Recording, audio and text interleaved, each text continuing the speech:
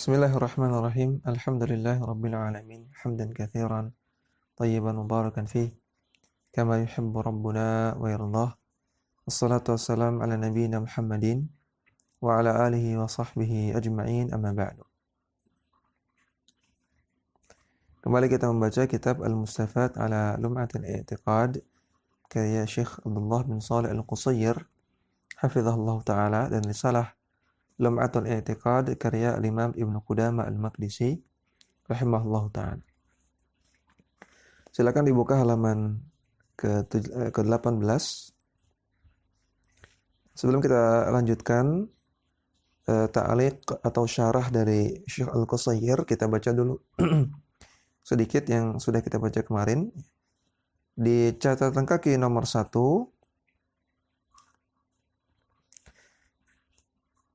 al-muradu tafsiruhu bi ghairi ma yadullu alaihi zahiru lafzihi al-mutabadiri min kalamillahi ta'ala wa kalami rasulihi sallallahu alaihi wasallam. Yang dimaksud dengan takwil adalah menafsirkan ayat atau hadis dengan makna yang tidak ditunjukkan oleh makna zahirnya dari kalam Allah, dari Al-Qur'an, dan juga perkataan Rasulullah sallallahu alaihi wasallam. Walladzi yatarattabu alaihi taghyir ma'ani sifati wa tahrif al-kalimi an mawadhihi. Dan yang dihasilkan oleh takwil tersebut adalah mengubah makna sifat dan tahrif, mengubah kalimat atau menyimpangkan kalimat dari tempat yang seharusnya. Fa inna ta'wil alladhi yaz'umuhu nufatu sifati wa huwa sarfu ma'na al-lafzi wa tafsiruhu. Dan ta'wil yang diinginkan oleh orang-orang yang menafikan sifat Allah adalah sarfu ma'na al-lafzi, memalingkan atau menggeser makna dari lafaz. Nah, maksudnya lafaz tentang ayat dan hadis tentang sifat Allah Subhanahu wa taala. Wa tafsiruhu bi khilafi ma yadullu alaihi zahiruhu. Dan menafsirkan ayat atau hadis tersebut dengan penafsiran yang bertentangan dengan zahir maknanya. Liqarinatin batilin, dengan qarinah yang batil.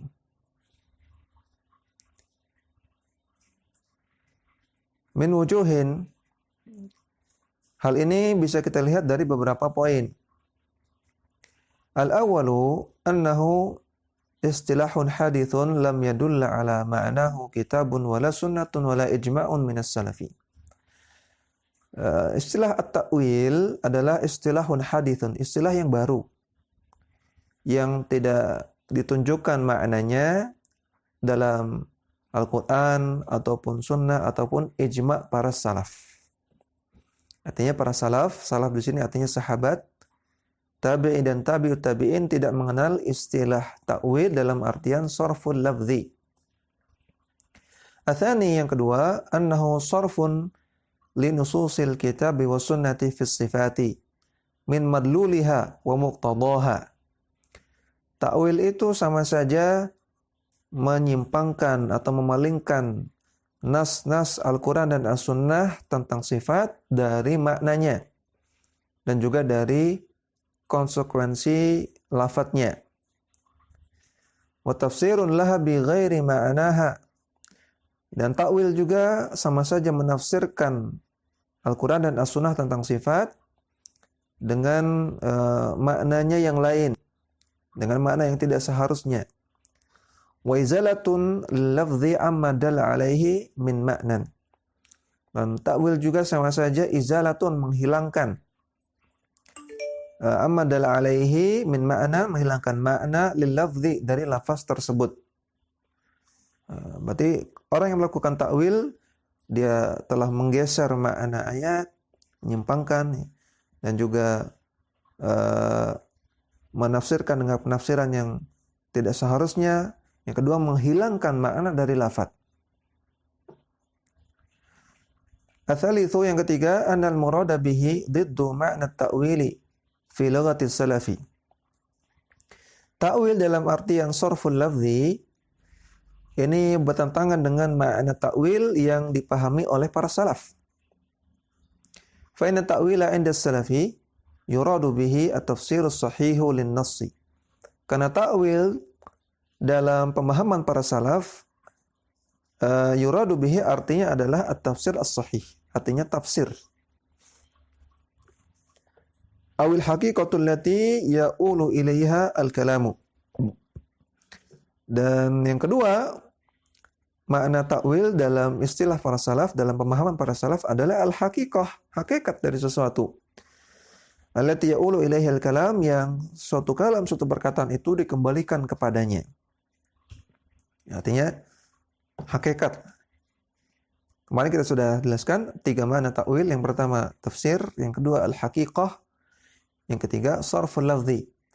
Nah, dari 3 ini makna ta'wil yang dipahami oleh para salaf itu yang 1 dan 2. Nah, yang dikenal oleh para salaf. Jadi kalau ada perkataan sahabat atau perkataan tabi'in atau perkataan tabi'ut tabi'in, kalau mereka mengatakan istilah ta'wil, maka tidak lepas dari makna yang pertama, tafsir, atau makna yang kedua, hakikah.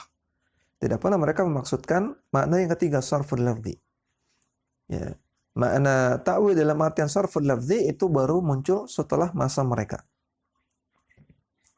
Rabi'u, yang keempat, anna haqiqata ma'nahu 'inda ahli kalami tahrifun lil kalimi an mawadhihi. Hakikat dari ta'wil yang diinginkan oleh ahlul kalam, hakikatnya adalah tahrifun.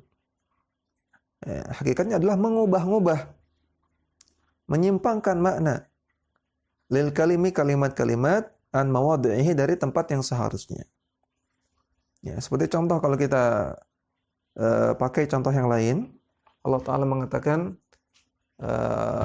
wa aqimus shalah, aqimus shalah wa atuz zakah. Ya. Aqimus shalah wa atuz zakah. Dirikanlah salat, bayarlah zakat.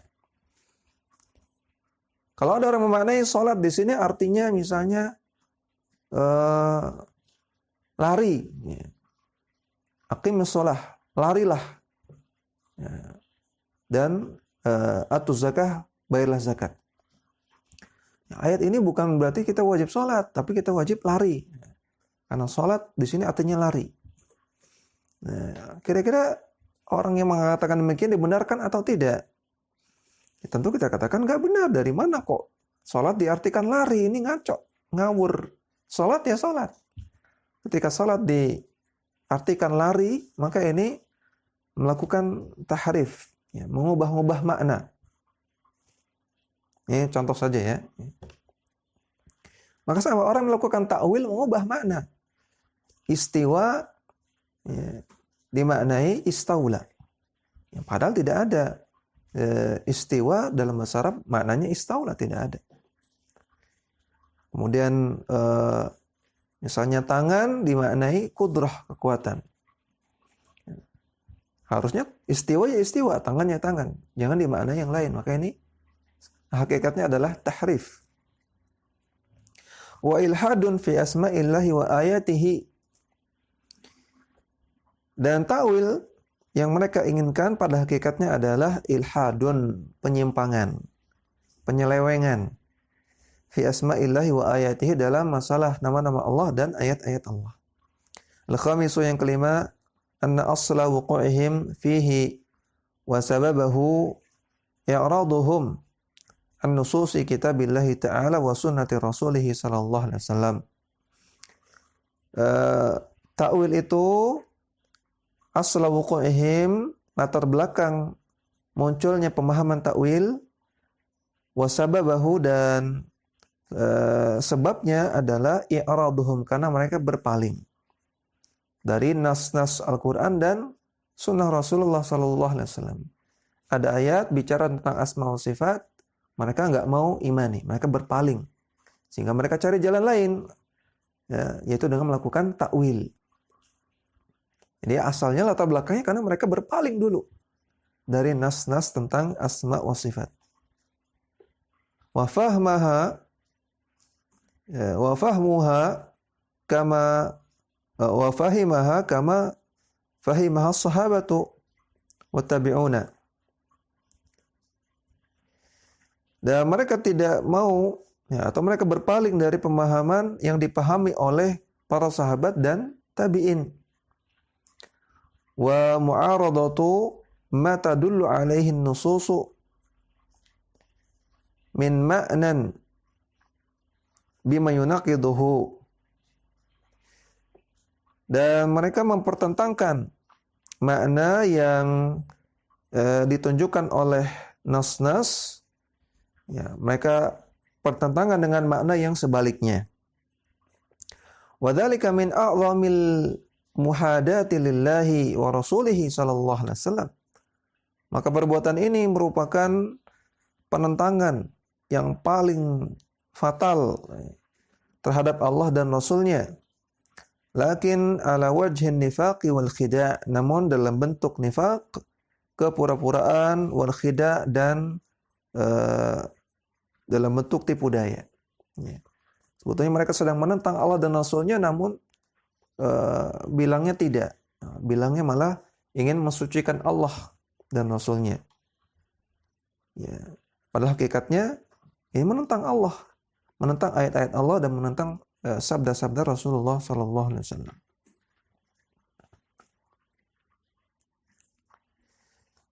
Kemudian kita kembali ke matan. Al-Imam Ibnu Qudamah rahimahullahu taala mengatakan wa qad umirna bil iqtifa'i li atharihim. Nah, kita telah diperintahkan untuk meneladani jejak-jejak mereka. Jejak para salaf, yaitu Nabi, para sahabat Nabi, tabi'in dan tabi'ut tabi'in. Wal ihtida'i bi manarihim. Dan kita diperintahkan untuk mencari petunjuk dengan cahaya mereka. Wa hudzirna al-muhdatsatu. Dan kita telah diperingatkan tentang adanya muhdatsat, adanya perkara-perkara baru dalam agama. Wa akhbarana annaha minad dhalalat. Dan para ulama telah mengabarkan kepada kita, atau para salaf telah mengabarkan kepada kita, bahwasanya perkara baru dalam agama adalah kesesatan. Faqala Nabi sallallahu alaihi wasallam, Nabi bersabda, "Alaikum bisunnati wa sunnatil khulafa'ir rasyidin al-mahdiyyin min ba'di." Wajib bagi kalian untuk berpegang teguh dengan sunnahku dan sunnah al-khulafa ar-rasyidin yang mereka mendapatkan petunjuk sepeninggalku. Abdu 'alaiha bin nawajidhi. Peganglah erat mereka atau gigitlah sunnah tersebut bin nawajidhi dengan gigi geraham kalian. Wa iyyakum wa muhdatsatil umuri. Dan jauhilah perkara-perkara baru dalam agama. Fa inna kulla muhdatsatin bid'atun wa kulla bid'atin dhalalatun. Karena semua perkara baru dalam agama itu adalah kebid'ahan, dan setiap kebid'ahan adalah kesesatan. Kita lihat di sini catatan kaki yang pertama, Syekh Al-Qusayr menjelaskan tentang sabda Nabi SAW, "Alaikum bisunnati." Beliau menjelaskan tentang makna sunnah, karena Nabi mengatakan, wajib bagi kalian untuk berpegang pada sunnahku. Maka beliau jelaskan makna sunnah. Sebelum kita baca penjelasan beliau, sedikit faedah. Kata-kata as-sunnah ini memiliki beberapa makna, sebagaimana dijelaskan oleh Syaukani dalam kitab beliau Irsyadul Fuhul, bahwasanya makna sunnah itu ada 3. Yang pertama, sunnah dalam artian qaulun Nabi sallallahu alaihi wasallam wa fi'luhu wa taqriruhu. Sunnah artinya perkataan Nabi, perbuatan Nabi, dan persetujuan Nabi. Sunnah artinya sabda Nabi, kemudian perbuatan Nabi, dan persetujuan Nabi sallallahu alaihi wasallam. Kemudian makna yang kedua, ma laysa biwajibin. Sunnah dalam artian amalan yang diperintahkan namun tidak sampai wajib. Nah, ini pengertian sunnah menurut para fuqaha, atau pengertian sunnah dalam pembahasan fikih. Kemudian Yang ketiga, sunnah dalam artian diddul bid'ah. Sunnah dalam artian lawan dari bid'ah. Ya. Lawan dari bid'ah, maka itu sunnah. Ini 3 makna sunnah yang beliau sampaikan Syaukani dalam Irsyadul Fuhul. Dan sunnah sendiri secara bahasa ya, artinya at-tariqah al-maslukah. At-tariqah al-maslukah. Sunnah artinya secara bahasa Arab artinya jalan hidup yang ditempuh. Ya, atau cara hidup. At-tariqah al-maslukah. Cara hidup. Maka sunnah Nabi secara bahasa artinya cara hidup Nabi. Ini secara bahasa Arab. Maka ini perlu dipahami. Secara bahasa sunnah Nabi artinya cara hidup Nabi. Cara istilah sunnah artinya sabda Nabi, perbuatan Nabi dan persetujuan Nabi SAW. Kemudian sunnah dalam pembahasan fikih maka artinya amalan yang tidak sampai wajib. Kemudian terkadang juga sunnah artinya lawan dari bid'ah. Maka perhatikan kalau ada ustadz atau ulama yang menyerukan untuk ayo kita kembali ke sunnah Nabi. Kembali ke sunnah Nabi. Maka ini makna sunnah yang pertama.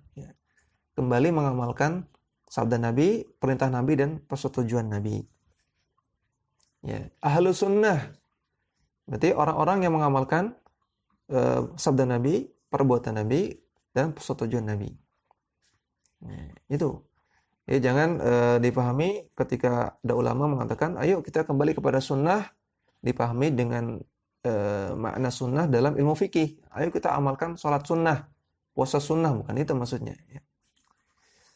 Dan juga di sini Syekh Al-Qusayyir mengatakan di catatan kaki nomor 1 halaman 19, as-sunnatu al-muradu bis-sunnati fi hadzal babi ma kana alaihi an-nabiy sallallahu alaihi wasallam wa ashabuhu radhiyallahu anhum. Sunnah dalam bab ini, dalam pembahasan ini artinya apa-apa yang diterapkan oleh Nabi dan para sahabatnya radhiyallahu anhum min i'tiqadin au qaulin au amalin au halin. Baik berupa akidah, ataupun perkataan, ataupun amalan, ataupun keadaan. Nah, maka ini sesuai dengan makna sunnah yang pertama yang tadi disampaikan oleh Asy-Syaukani.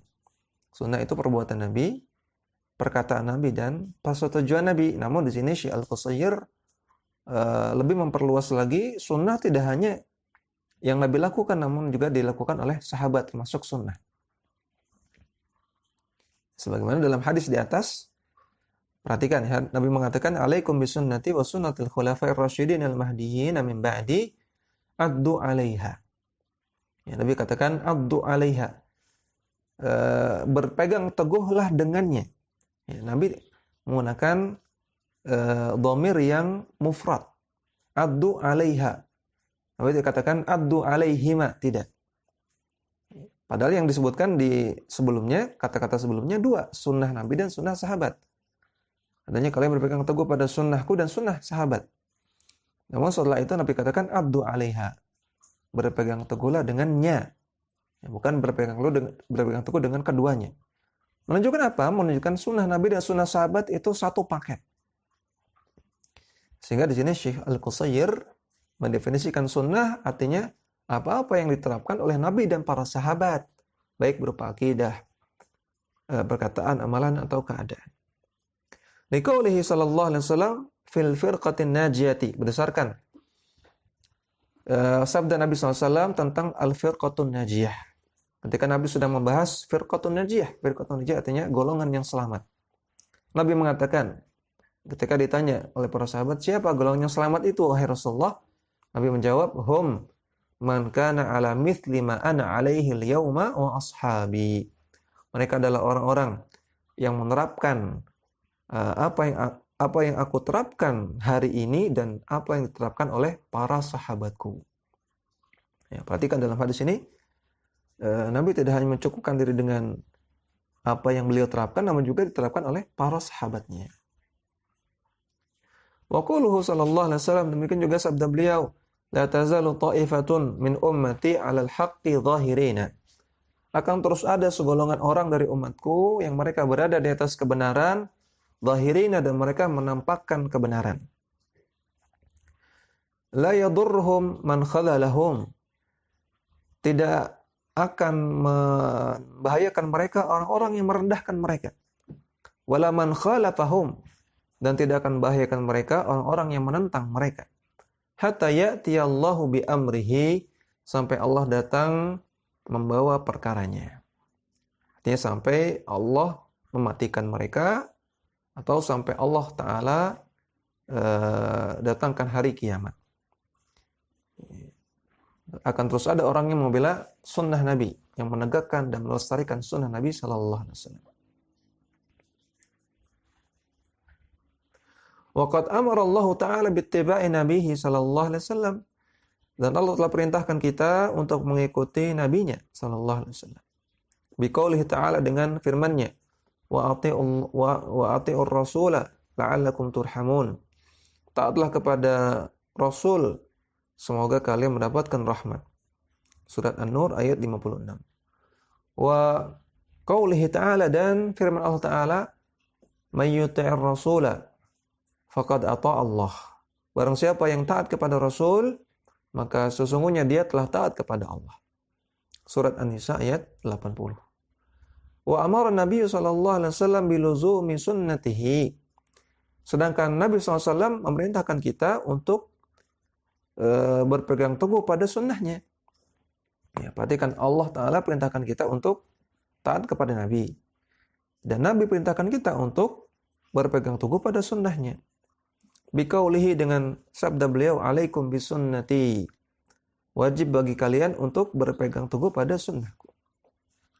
Wa qauluhu alaihi salatu wassalam, demikian juga sabda beliau, man raghiba an sunnati falaysa minni. Barang siapa yang tidak suka dengan sunnahku, maka bukan bagian dari golonganku. Dan kata-kata sunnah di sini, an sunnati, sunnah, maknanya adalah makna yang pertama. Ya. Tadi perkataan Nabi, perbuatan Nabi, dan persetujuan Nabi, ya, ditambah dengan para sahabat. Ya. Jadi apa yang diterapkan oleh Nabi SAW dan para sahabat, baik berupa akidah, perkataan, perbuatan, dan keadaan. Wa awsa sahabatu ridwanullah alaihim al-ummata bis sunnati. Dan para sahabat ridwanullah alaihim, semoga Allah Ta'ala meridai mereka, telah mewasiatkan. Ya, wasiat secara bahasa artinya al-amr, perintah. Atau bisa juga wasiat artinya at-tanbih, sesuatu yang ditekankan. Maka para sahabat memerintahkan kita atau menekankan kita untuk berpegang pada sunnah. Wa qalu anha, dan mereka mengatakan, innaha safinatu Nuhin. Sunnah Nabi adalah bagaikan perahunya Nabi Nuh. Man rakibaha naja wa man tarakaha ghariqa wa halaka. Barang siapa yang menaiki perahu tersebut, maka dia akan selamat. Namun barang siapa yang meninggalkannya, maka dia akan tenggelam dan akan binasa. Ya, maka ini urgensinya kita berpegang pada sunnah Nabi SAW, terutama dalam masalah asma was sifat. Wa minas sunnati, dan termasuk sunnah Nabi adalah i'tiqadu tafarrudillahi ta'ala fi ilahiyatihi wal ikhlasi lahu. Meyakini keesaan Allah Ta'ala dalam uluhiyahnya dan mengikhlaskan kepada Allah fi ibadatihi, dalam masalah ibadah. Wal bara'atu minasyirki wa ahlihi, dan melepaskan diri atau berlepas diri atau membenci minasyirki, kesyirikan, wa ahlihi, dan pelakunya. Ya, jadi masalah tauhid termasuk sunnah Nabi. Bahkan inti dakwah Nabi adalah tauhid. Ya, maka ketika ada seruan, ayo kita kembali kepada sunnah Nabi, ayo kita ikuti sunnah, termasuk di dalamnya ayo kita bertauhid dengan benar. Yang kedua, itsbatu asma'illahi ta'ala wa sifatihi wa af'alihi. Termasuk sunnah Nabi adalah menetapkan nama-nama Allah Ta'ala dan sifat-sifat Allah Ta'ala dan perbuatan-perbuatan Allah Ta'ala ala wajhil laiqi bi jalalihi wa 'azamatihi, dan menetapkan nama, sifat dan perbuatan Allah sesuai dengan yang layak bagi keagungan Allah Subhanahu wa taala. Wa tanzihuhu an mumathalati makhluqatihi fi syai'in min dzalika, dan mensucikan Allah dari mumatsalah, dari memisalkan Allah dengan makhluknya sedikit pun.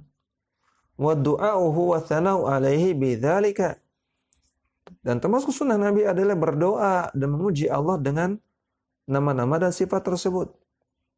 Wal bara'atu mimman jahada aw alhada fi syai'in min dzalika, dan berlepas diri atau membenci orang-orang yang jahada, yang menentang, aw alhada atau menyimpang dalam masalah asma wa sifat. Maka di antara mengikuti sunnah Nabi adalah mengikuti sunnah beliau dalam masalah asma wa sifat. Yang ketiga, al-istiqamatu ala syar'il mutahhari. Di antara sunnah Nabi adalah berusaha untuk istiqamah menjalankan syariat yang suci. Wa luzumus sunani alladhi kana 'alaihi Nabi sallallahu alaihi wasallam fil ibadati wal bara' kana 'alaihi Nabi sallallahu alaihi wasallam fil ibadati. Dan melazimkan, merutinkan, membiasakan, melestarikan sunnah-sunnah beliau yang kana 'alaihi Nabi sallallahu alaihi wasallam fil ibadah, yang biasa beliau lakukan dalam masalah ibadah. Wal bara'atu minal bid'i al-i'tiqadiyati al-amaliyati wal qawliyati wa ahliha, dan menjauhkan diri atau membenci, ya, bara'ah artinya menjauhkan diri, membenci, berlepas diri, dan membenci atau menjauhkan diri dari bid'ah-bid'ah, baik bid'ah i'tiqadiyah,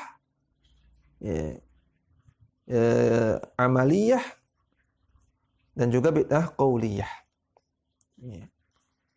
Jadi bid'ah bisa berupa i'tiqadiyah, berupa keyakinan, bisa bid'ah amaliyah, berupa perbuatan, dan bisa berupa qauliyah, perkataan.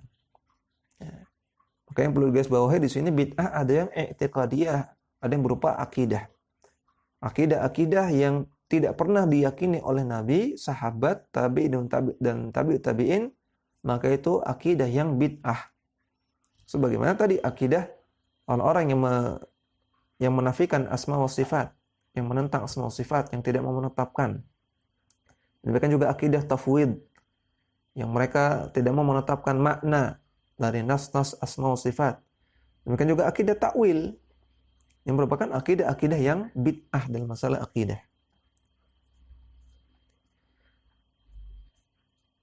Kemudian kita baca catatan kaki nomor 2.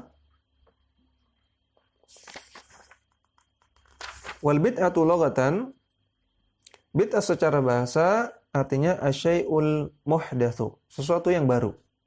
Ini secara bahasa.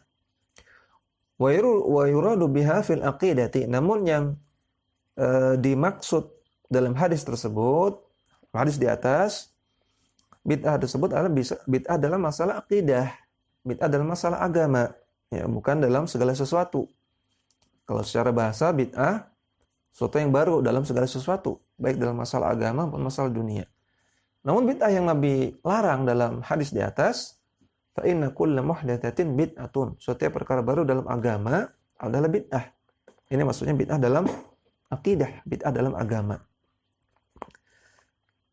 Ma uhditsa fid dini ala khilafi ma kana 'alaihi Nabi sallallahu alaihi wasallam wa ashabuhu, maka segala sesuatu yang dibuat-buat dalam agama yang bertentangan dengan apa yang dilakukan oleh Nabi dan para sahabatnya, minal maqalati wal i'tiqadati awil a'mali wal ahwal, baik berupa akidah, baik berupa perkataan maupun akidah maupun amalan maupun keadaan, wa hiya mausufatun fil Qur'ani bi annaha khusranu. Ya, maka tadi itu bid'ah ya. Semua yang dibuat-buat dalam agama, ma uhditsa fid din, dalam agama, yang tidak pernah dilakukan oleh Nabi dan para sahabat, baik berupa perkataan, akidah, amalan, atau keadaan, itulah bid'ah yang dilarang. Ya, jangan sampai ada yang punya anggapan, ya, bikin pesawat bid'ah, bikin handphone bid'ah, bikin laptop bid'ah. Nah, ini enggak termasuk dalam bahasan. Yang termasuk dalam bahasan masalah agama. Ma uhditsa fid din. Perkara yang dibuat-buat dalam agama. Wa hiya mausufatun bil Qur'an bi annaha khusranu. Dan bid'ah itu disifati dalam Al-Qur'an bahwasanya dia adalah kerugian. Qala ta'ala, Allah Ta'ala firman, Qul hal nunabbi'ukum bil akhsarina a'mala. Katakanlah, apakah ingin aku kabarkan kepada kalian tentang orang yang paling merugi amalannya. Alladzina dhalla sa'yuhum fil hayatid dunya, yang mereka sesat perbuatannya dalam kehidupan dunia. Wa hum yahsabuna annahum yuhsinuna sun'a. Namun mereka mengira mereka telah melakukan kebaikan. Surat Al-Kahfi ayat 103 sampai 104. Ya. Para ulama ahli tafsir memaknai ayat ini dalam dua tafsiran. Yang pertama, mereka yang mengatakan ayat ini bicara tentang orang-orang musyrik. Orang-orang musyrik mereka merasa melakukan kebaikan, padahal yang mereka lakukan adalah kesyirikan. Namun mereka merasa baik, merasa benar. Maka kata Allah, mereka adalah al-akhsarina a'mala, orang yang paling rugi amalannya. Tafsiran yang kedua, ayat ini bicara tentang orang-orang Khawarij. Orang-orang Khawarij yang mereka telah merasa melakukan kebaikan, padahal mereka telah berbuat kebid'ahan. Ya, kalau katakan mereka orang-orang yang paling merugi. Dan Khawarij, akidah Khawarij termasuk akidah yang bid'ah. Ya, sehingga tepat ya kalau kita katakan ayat ini bicara tentang ahlul bid'ah. Karena tafsir yang kedua, ayat ini bicara tentang orang-orang Khawarij, dan orang Khawarij adalah ahlul bid'ah. Sehingga orang-orang yang melakukan kebid'ahan mereka merupakan termasuk dalam cakupan orang-orang yang paling merugi amalannya. Ya, demikian yang bisa kita baca, mudah-mudahan bermanfaat dan bisa kita amalkan. Wassalamualaikum warahmatullahi wabarakatuh.